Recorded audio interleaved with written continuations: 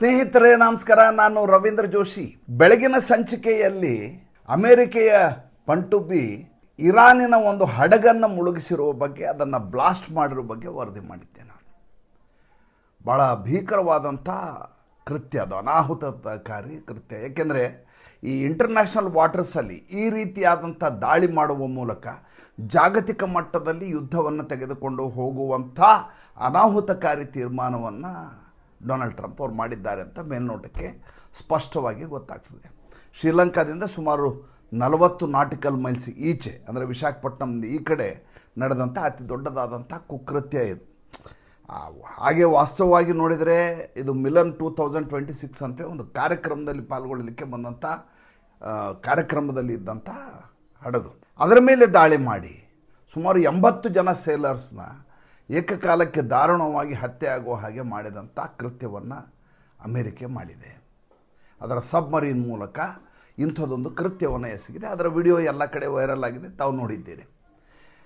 ಈ ರೀತಿಯಾದಂಥ ಧೋರಣೆ ಯಾಕೆ ಅಂತ ಅವರ ಸೆಕ್ರೆಟರಿ ಆಫ್ ಡಿಫೆನ್ಸ್ ಕೇಳಿದಾಗ, ಪೀಟ್ ಹೆಗಸತ್ ಅಂತೇಳಿ ಅವ್ರ ಹೆಸರು, ಅಮೆರಿಕೆಯ ಸೆಕ್ರೆಟರಿ ಆಫ್ ಡಿಫೆನ್ಸ್ ಪೀಟ್ ಹೆಗ್ಸೆತ್, ಆತ ಹೇಳ್ತಾರೆ, ಇರಾನಿನ ನೇಮಿಯೇ ಇರಬಾರ್ದು, ಆ ರೀತಿ ಮಾಡಬೇಕು ಅನ್ನೋದು ನಮ್ಮ ಗುರಿಯಾಗಿದೆ. ಆದ್ದರಿಂದ ನಾವು ಅವರ ಹಡಗನ್ನು ಆ ರೀತಿ ಧ್ವಂಸಗೊಳಿಸಿದ್ದೇವೆ. ನೋಡಿ, ಒಂದು ಯುದ್ಧವನ್ನು ಪ್ರಾರಂಭ ಮಾಡೋದು ಭಾಳ ಸುಲಭ. ಒಂದು ಆರ್ಡರ್ ಮಾಡಿಬಿಟ್ರೆ, ಹೆಡ್ ಆಫ್ ದ ಸ್ಟೇಟು ಒಂದು ಆದೇಶವನ್ನು ಮಾಡಿದರೆ ಸಾಕು, ಸೈನ್ಯ ಸಿದ್ಧ ಆಗಿರ್ತದೆ. ಪ್ರತಿಯೊಂದು ಸರ್ಕಾರಕ್ಕೂ ಅದರ ಸೈನ್ಯ ಇರುತ್ತೆ, ಆ ಸೈನ್ಯ ಸನ್ನದ್ಧ ಆಗಿರುತ್ತೆ. ನೀವು ಏನು ಆರ್ಡರ್ ಮಾಡ್ತೀರೋ ಅದನ್ನು ಪಾಲನೆ ಮಾಡ್ತೀವಿ. ಒಬೇ ದ ರೂಲ್ ಅಂತ, ಒಬೇ ದ ಆರ್ಡರ್ಸ್. ಅದು ಇಂಥ ದಾಳಿಯನ್ನು ಮಾಡೋಣ, ಅಂಥ ದಾಳಿಯನ್ನು ಅದು ಮಾಡ್ತದೆ. ದಾಳಿಯನ್ನು ಪ್ರಾರಂಭ ಮಾಡಿಸೋದು ಭಾಳ ಸುಲಭ. To start a war is very easy. ಯುದ್ಧವನ್ನು ಶುರು ಮಾಡೋದು ಕಷ್ಟದ ಕೆಲಸ ಅಲ್ವೇ ಅಲ್ಲ. ರೆಡಿ ಇರುತ್ತೆ ಸೈನ್ಯ, ಅಟ್ಯಾಕ್ ಮಾಡುತ್ತೆ. ಆದರೆ ಯುದ್ಧವನ್ನು ನಿಲ್ಲಿಸುವುದು ಭಾಳ ಕಷ್ಟ. ಯುದ್ಧವನ್ನು ಪ್ರಾರಂಭ ಮಾಡುವಾಗ ಒಂದೇ ಕಡೆಯಿಂದ ಏಕಪಕ್ಷೀಯವಾದ ತೀರ್ಮಾನ, ನಾವು ಯುದ್ಧಕ್ಕೆ ಇಳಿಯೋಣ ಈಗ ಅಂತ ಯುದ್ಧಕ್ಕೆ ಇಳಿತೀವಿ. ನಾವು ಯುದ್ಧಕ್ಕೆ ಇಳಿದ್ವಿ. ಯಾವಾಗ ಅದು ಯುದ್ಧ ಶುರುವಾಗತ್ತೋ, ಅದು ದ್ವಿಪಕ್ಷೀಯ ಆಗಬಹುದು, ತ್ರಿಪಕ್ಷೀಯ ಆಗಬಹುದು, ಬೇರೆ ಬೇರೆ ದೇಶಗಳ ಜೊತೆಗೆ ಸೇರಬಹುದು, ಶತ್ರುಗಳ ಸಂಖ್ಯೆ ಜಾಸ್ತಿ ಆಗಬಹುದು. ಆವಾಗ ಯುದ್ಧವನ್ನು ನಿಲ್ಲಿಸೋದು ತುಂಬ ಕಷ್ಟ. ಈಗ ಸ್ವತಃ ಡೊನಾಲ್ಡ್ ಟ್ರಂಪ್ ಯುದ್ಧವನ್ನು ಈ ಕ್ಷಣದಲ್ಲಿ ನಿಲ್ಲಿಸೋಣ ಅಂದರೂ ಕೂಡ ಅವರ ಕೈಯನ್ನು ಮೀರಿ ಹೋಗಿಬಿಟ್ಟಿದೆ ಈ ವ್ಯವಸ್ಥೆ. ನಾನು ಬೆಳಗಿನ ಸಂಚಿಕೆಯಲ್ಲಿ ಅದನ್ನೇ ಹೇಳಿದೆ, ಒಂದು ಯುದ್ಧಕ್ಕೆ ಯಾವಾಗಲೂ ಒಂದು ಆಬ್ಜೆಕ್ಟಿವ್ ಅಂತ ಇರ್ತದೆ. There is a purpose for every war ಅಂತ. ನೋಡಿ, ಉದಾಹರಣೆಗೆ ನಾನು ಹೇಳ್ತೀನಿ, ಏಪ್ರಿಲ್ 22, 2025 ನಮ್ಮ ಮೇಲೆ ಭೀಕರವಾದಂಥ ದಾಳಿಯನ್ನು ಪಾಕಿಸ್ತಾನ ಮಾಡ್ತೀವಿ. ಜೈಷ್ ಎ ಮೊಹಮ್ಮದ್ದು, ಲಷ್ಕರ್ ಎ ತೊಯ್ಬಾ ಇವರೆಲ್ಲ ಸೇರಿ ನಮ್ಮ 26 ಜನ ಅಮಾಯಕ ಹಿಂದೂಗಳನ್ನು, ಪ್ರವಾಸಿಗರನ್ನು ಗುಂಡಿಟ್ಟು ಕೊಂದರು. ನರೇಂದ್ರ ಮೋದಿ ಅವರು ಬಿಹಾರದಲ್ಲಿದ್ದರು. ಇದರ ನಾವು ಹಿಸಾಬ್ ತೊಗೋತೀವಿ ಅಂತ, ಇದರ ಲೆಕ್ಕ ತೊಗೋತೀವಿ ನಾವು ಅಂತ, ಅಂದರೆ ನಿಮ್ಮಲ್ಲಿ ಸೇಡ್ ತೀರಿಸ್ಕೋತೀವಿ ಅಂತ. ಹಾಗೆ ಹೇಳಿದವರು ಸುಮ್ಮನೆ ಕೂತ್ಕೊಳ್ಳಿಲ್ಲ, ಆಪರೇಷನ್ ಸಿಂಧೂರ್ ಅಂತ ಮಾಡಿದರು. ಆಪರೇಷನ್ ಸಿಂಧೂರ್ನ ಆಬ್ಜೆಕ್ಟಿವ್ ಏನಾಗಿತ್ತು? ಆಪರೇಷನ್ ಸಿಂಧೂರ್ನ ಆಬ್ಜೆಕ್ಟಿವ್ ಏನಂದರೆ, ಯಾವ ಉಗ್ರರ ತಾಣಗಳಿಂದ ಈ ರೀತಿಯ ಕೃತ್ಯ ನಡೆಯುತ್ತೋ ಆ ಉಗ್ರ ತಾಣಗಳೇ ಇರಬಾರ್ದು, ಆ ಮರ್ಕಜ್ಗಳೇ ಸಿಗಬಾರ್ದು ನಿಮಗೆ. ಆ ರೀತಿ ದಾಳಿ ಮಾಡಬೇಕು. ಎಲ್ಲಿವರೆಗೂ ಅಂದರೆ, ಪಾಕಿಸ್ತಾನದ ಪಂಜಾಬ್ ಪ್ರಾಂತ್ಯದ ಮಧ್ಯದಲ್ಲಿ ಹೋಗಿ ನಮ್ಮ ಸೈನ್ಯ ಅವ್ರ ಮೇಲೆ ದಾಳಿಯನ್ನು ಮಾಡಿ ಅವ್ರನ್ನ ಸಂಪೂರ್ಣವಾಗಿ ನಾಶ ಮಾಡ್ತೀವಿ. ಜೈಷ್ ಎ ಮೊಹಮ್ಮದ್ ಮತ್ತು ಲಷ್ಕರ್ ಉಗ್ರರನ್ನು ಮಾಡಿದ ಮೇಲೆ ಪಾಕಿಸ್ತಾನ ರಿಟಾಲಿಯೇಟ್ ಮಾಡುತ್ತೆ ಅಂತ ನಿರೀಕ್ಷೆ ಮಾಡಲಾಗಿತ್ತು. ಪಾಕಿಸ್ತಾನ ರಿಟಾಲಿಯೇಟ್ ಮಾಡಲಿಕ್ಕೆ ಪ್ರಯತ್ನ ಮಾಡಿ ಫೇಲ್ ಆಯಿತು. ಮೊದಲೇದಾಗಿ ಅವರು ಏರ್ ಡಿಫೆನ್ಸ್ ಸಿಸ್ಟಮ್ಮು ಸಂಪೂರ್ಣವಾಗಿ ವಿಫಲಗೊಂಡಿತು. ಚೈನಾದಿಂದ ಕೊಂಡ್ಕೊಂಡದ್ದು ಅವರು ನಮ್ಮ ಮಣಿಸಲಿಕ್ಕೆ ಸಾಧ್ಯ ಆಗಲಿಲ್ಲ, ಡಿಸೆಪ್ಷನ್ ಸಾಧ್ಯವೇ ಆಗಲಿಲ್ಲ. ಯಾವಾಗ ಅವರು ನಮ್ಮ ಮೇಲೆ ಕ್ರಮ ಕೈಗೊಳ್ಳಲಿಕ್ಕೆ ಆಗಲಿಲ್ಲ, ರಿಟಾಲಿಯೇಟ್ ಆಗಲಿಲ್ಲ, ಅದಕ್ಕೂ ನಾವು ಅವರ ಏರ್ ಬೇಸ್ಗಳನ್ನು ದಾಳಿ ಮಾಡಿದ್ವಿ. ಯಾವ ಏರ್ ಬೇಸ್ಗಳು ಕೆಲಸ ಮಾಡಲಾರ್ದಂಗೆ 9 ರಿಂದ 10 ಏರ್ ಬೇಸ್ಗಳನ್ನ ಸಂಪೂರ್ಣವಾಗಿ ಹತಾಹತಗೊಳಿಸಿ ಯುದ್ಧಕ್ಕೆ ಕೊನೆಯನ್ನು ಹಾಡಿತು ಭಾರತ ದೇಶ. ಡೊನಾಲ್ಡ್ ಟ್ರಂಪ್ ಹೇಳ್ಕೊತಾರೆ, ನಾನೇ ನಿಲ್ಲಿಸಿದೆ, ನಾನು ಹೇಳಿದ್ದಕ್ಕೆ ನಿಲ್ಲಿಸಿದ್ರು, ಇಲ್ಲದೇ ಪರಮಾಣು ಯುದ್ಧ ಆಗ್ತಿತ್ತು, 3.5 ಕೋಟಿ ಪಾಕಿಸ್ತಾನಿಗಳು ಸಾಯ್ತಾ ಇದ್ದರು, ಭಾರತದ 5 ವಿಮಾನ ಬಿದ್ದು, 7 ವಿಮಾನ ಬಿದ್ದು, 9 ವಿಮಾನ ಬಿದ್ದು, ಈಗ 12 ವಿಮಾನ ಬಿದ್ದಿದ್ದಾವೆ ಅಂತ ಹೇಳ್ತಾ ಇದ್ದಾರೆ. ಅವ್ರು ಹೇಳ್ಕೊಳ್ಳಿ, ಬಾಯಿದ್ದವರೆಲ್ಲ ಹೇಳ್ಕೊತಾರೆ, ಹೇಳ್ಕೊಂಡವ್ರ ಬಗ್ಗೆ ನಾವು ಮಾತಾಡ್ಲಿಕ್ಕೆ ಹೋಗಬಾರ್ದು. ನಾನೀಗ ಹೇಳ್ತಾ ಇರೋದು, the objective of the war, operation, ಯಾವುದೇ ಒಂದು ಆಪರೇಷನ್ಗೆ ಅಬ್ಜೆಕ್ಟಿವ್, ಅವರ ಇಡೀ ಯಾವುದೇ ರೀತಿಯಾದಂಥ ದೊಡ್ಡ ದೊಡ್ಡ ಯಾವ್ಯಾವ ಕಾನ್ಸಂಟ್ರೇಷನ್ ಕ್ಯಾಂಪ್ಸ್ ಇದೆ, ಆ ಕ್ಯಾಂಪ್ಸನ್ನು ಮುಗಿಸ್ಬಿಟ್ಟು ಮುಗಿತಲ್ಲಿಗೆ. ನಾವೆಲ್ಲ ಅದ್ರ ವಿರುದ್ಧವಾಗಿ ಭಾವೋದ್ವೇಗಕ್ಕೊಳಗಾಗಿ ಮಾತಾಡಿದ್ದವು. ಏನಂತ, ಇದೇ ಸಂದರ್ಭದಲ್ಲಿ POK ವಶಪಡಿಸ್ಕೋಬೋದಿತ್ತು, ವಶಪಡಿಸ್ಕೊಳ್ಳಿಲ್ಲ, ಮೋದಿಯವರು ಯುದ್ಧವನ್ನು ಮುಂದುವರಿಸ್ಬೋದಿತ್ತು ಅಂತೆಲ್ಲ ಮಾತು ಇರಲಿ. ಆದರೆ ಹೆಡ್ ಆಫ್ ದ ಸ್ಟೇಟ್ಗೆ ಯಾವ ಹಂತದಲ್ಲಿ ಯುದ್ಧವನ್ನು ನಿಲ್ಲಿಸಬೇಕು ಅಂತ ಗೊತ್ತಿತ್ತು ಅವಾಗ.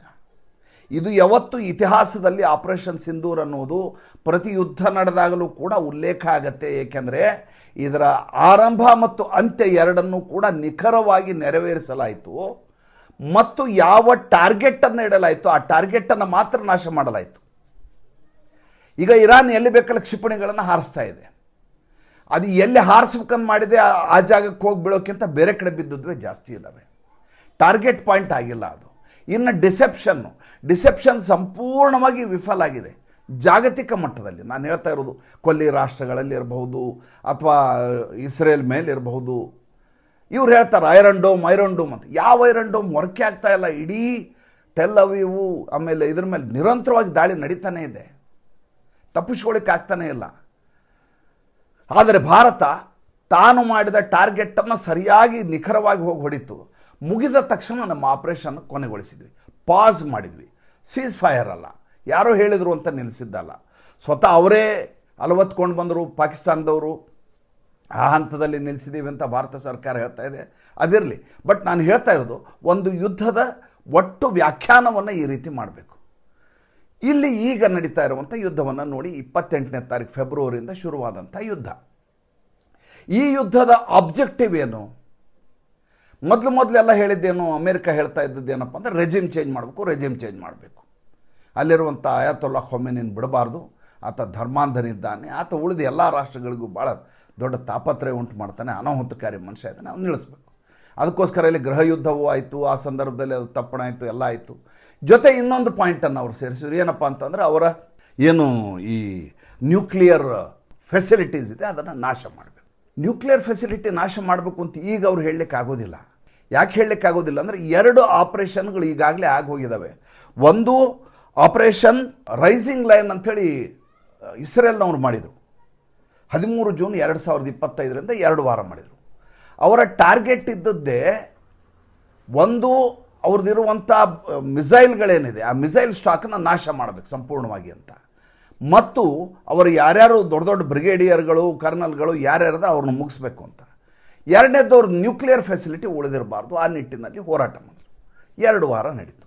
ಅದೇ ಸಂದರ್ಭದಲ್ಲಿ ಈ ಅಮೇರಿಕ ಕೂಡ 22 ಜೂನ್ 2025ಕ್ಕೆ 13 ಜೂನ್ 2025ಕ್ಕೆ ಇಸ್ರೇಲ್ ಶುರು ಮಾಡಿತು. 22 ಜೂನ್ 2025ಕ್ಕೆ 126 ಯುದ್ಧ ವಿಮಾನಗಳನ್ನು ಬಳಸಿ ಅಮೇರಿಕ ಮಿಡ್ನೈಟ್ ಹ್ಯಾಮರ್ ಅಂತ ಮಾಡಿತು. ಇದೇ ಇರಾನ್ ಮೇಲೆ. ಆ ಮಿಡ್ನೈಟ್ ಹ್ಯಾಮರ್ ಆದಮೇಲೆ ಇದೇ ಡೊನಾಲ್ಡ್ ಟ್ರಂಪ್ ಹೇಳಿದರು, ನಾವು ಅವರ 3 ನ್ಯೂಕ್ಲಿಯರ್ ಫೆಸಿಲಿಟಿಗಳನ್ನು ಸಂಪೂರ್ಣವಾಗಿ ನಾಶ ಮಾಡಿದ್ದೇವೆ, ಧ್ವಂಸ ಮಾಡಿದ್ದೇವೆ ಅಂತ. ನೀವು ಧ್ವಂಸ ಮಾಡಿದ ಮೇಲೆ ಮತ್ತೆ ಧ್ವಂಸ ಮಾಡೋ ಪ್ರಶ್ನೆ ಎಲ್ಲಿ ಬರ್ತದೆ? ಈಗಾಗಲೇ ನೀವೇನು ಹೇಳಿದ್ರಿ, 400 kg ಅಷ್ಟು ಅವ್ರ ಹತ್ರ ಯುರೇನಿಯಂ ಎನ್ರಿಚ್ಮೆಂಟ್ 60% ಆಗಿದೆ, ಅದನ್ನು ನಾವು ಮುಗಿಸಿದ್ದೀವಿ ಆಪರೇಷನ್ ಮಿಡ್ನೈಟ್ ಹ್ಯಾಮರ್ ಮಾಡೋ ಮೂಲಕ ಅಂತ ಇವ್ರು ಹೇಳ್ತಾರೆ. ಇಸ್ರೇಲ್ ಹೇಳ್ತು ಆಪರೇಷನ್ ರೈಸಿಂಗ್ ಲೈನ್ ಮಾಡಿ ಅವರೆಲ್ಲ ಅಧಿಕಾರಿಗಳನ್ನ ಎಲ್ಲರನ್ನೂ ಮುಗಿಸಿದ್ದೀವಿ, ಅವರ ಒಟ್ಟು ಏನು ಆರ್ಟಿಲರಿಗಳಿತ್ತು ಅದನ್ನ ಧ್ವಂಸ ಮಾಡಿದ್ದೀವಿ. ಅವ್ರ ಟಾರ್ಗೆಟ್ ಕ್ಲಿಯರ್ ಇದೆ. ಯಾಕೆ ಇಸ್ರೇಲ್ದು ಟಾರ್ಗೆಟ್ ಕ್ಲಿಯರ್ ಇದೆ ಅಂತ ನಾನು ಹೇಳ್ತೇನೆ ಅಂದರೆ, ಇಲ್ಲಿವರೆಗೂ ಇಸ್ರೇಲ್ ಇರಾನ್ ಅನ್ನುವಂಥ ರಾಷ್ಟ್ರ ಇರಬಾರದು ಅಂತ ಎಂದು ಹೇಳಲಿಲ್ಲ ಅವರು. ಇಸ್ರೇಲಿನ ಅಸ್ತಿತ್ವಕ್ಕೆ ಯಾರು ತೊಂದರೆ ಕೊಡ್ತಾರೋ ಅವ್ರನ್ನ ನಾವು ಉಳಿಸೋದಿಲ್ಲ ಅಂತ ಹೇಳಿದ್ದು. ಇಲ್ಲಿ ಭಾಳ ಸ್ಪಷ್ಟವಾಗಿ ತಿಳ್ಕೊಬೇಕಿದ್ದ, ರೀಡಿಂಗ್ ಬಿಟ್ವೀನ್ ದ ಲೈನ್ಸ್ ಅಂತ. ಇರಾನ್ ಹೇಳತ್ತೆ ಇಸ್ರೇಲ್ ಅನ್ನುವಂಥ ರಾಷ್ಟ್ರವೇ ಇರಬಾರ್ದು ಅಂತ. ಅದು ಇರಾನ್ ನಿರಂತರವಾದಂಥ ಅದರ ಹೋರಾಟ, ಅದಕ್ಕೋಸ್ಕರ ಅದು ಪ್ರಾಕ್ಸಿ ವಾರ್ಗಳನ್ನ ಮಾಡಿಸ್ತಾ ಇರ್ತದೆ ನಿರಂತರವಾಗಿ. ಹೀಗಾಗಿ ಇರಾನ್ನ ಟೆಹರಾನ್ನಲ್ಲಿದ್ದಂಥ ಇಸ್ಮಾಯಿಲ್ ಹನಿಯನ್, ಹಮಾಸ್ ಲೀಡರ್ನ, ಇರಾನಿನ ಆಶ್ರಯದಲ್ಲಿದ್ದಂಥ ವ್ಯಕ್ತಿಯನ್ನು ಇಸ್ರೇಲ್ನವ್ರು ಹೊಡೆದ್ರು. ಗೊತ್ತೇ ಆಗಲಿಲ್ಲ ಅವ್ರಿಗೆ ಬಂದು ಅಟ್ಯಾಕ್ ಮಾಡ್ತಾರೆ ಅಂತೇಳಿ. ಎರಡನೇದು ಹಿಜ್ಬುಲ್ಲಾ ಲೀಡರ್ ಅಲ್ಲೇ ಇದ್ದ, ಹಸನ್ ನಜರುಲ್ಲಾ ಅಂತೇಳಿ, ಆತನನ್ನು ಕೂಡ ಹೀಗೆ ಮುಗಿಸಲಾಯಿತು. ಇನ್ನು IRGC ಕಮಾಂಡರ್ ಅಬ್ಬಾಸ್ ಅಂತೇಳಿ, ಅಬ್ಬಾಸ್ ಶಾ, ಆತನನ್ನು ಇದೇ ರೀತಿ ಯಾರ್ಯಾರು ಉಗ್ರರಿದ್ದಾರೋ, ಪ್ರಾಕ್ಸಿ ವಾರ್ ಮಾಡುವಂಥವ್ರು ಇದ್ದಾರೋ ಅವ್ರನ್ನೆಲ್ಲರನ್ನೂ ಸಾಕೊಂಡಿತ್ತು ಇರಾನು. ಅವ್ರನ್ನೆಲ್ಲ ಈ ಇಸ್ಮಾಯಿಲ್ ಹನಿಯನಿಂದ ಹಿಡಿದು ಹಿಜ್ಬುಲ್ಲಾ ಲೀಡರ್ ಹಸನ್ ನಜರುಲ್ಲಾನಿಂದ ಹಿಡಿದು ಎಲ್ಲರನ್ನೂ ಇಸ್ರೇಲ್ ಸ್ಪಷ್ಟವಾಗಿ ಮುಗಿಸ್ತು. ಯಾಕಂದ್ರೆ ಅವರೆಲ್ಲ ಕಂಟಕಪ್ರಾಯ ಅಂತ. ಯುದ್ಧದ ಸ್ಪಷ್ಟವಾದ ವ್ಯಾಖ್ಯಾನವನ್ನು ಇಸ್ರೇಲ್ ಮಾಡ್ಬೋದು, ನನಗೆ ಹಿಂಗೆ ಬೇಕು ಅಂತ ಹೊಡಿತಾ ಇದೆ. ಅಮೇರಿಕ ಹಂಗಲ್ಲ. ಅಮೇರಿಕ ಒಂದು ಕಡೆ ಹಿಡನ್ ಅಜೆಂಡಾ ಇಟ್ಕೊಂಡು ತನ್ನ ಪೆಟ್ರೋ ಡಾಲರ್ನ ಉಳಿಸ್ಕೋಬೇಕು ಅನ್ನುವಂಥ ಹೋರಾಟ ಒಂದು ಕಡೆ, ಯಾರು ಅದಕ್ಕೆ ವಿರುದ್ಧವಾಗಿದ್ದಾರೋ ಸದ್ದಾಮ್ ಹುಸೇನ್ ಇರಲಿ ಯಾರೇ ಇರಲಿ ಅವರನ್ನು ಮುಗಿಸ್ಬಿಡೋ ಕೆಲಸ.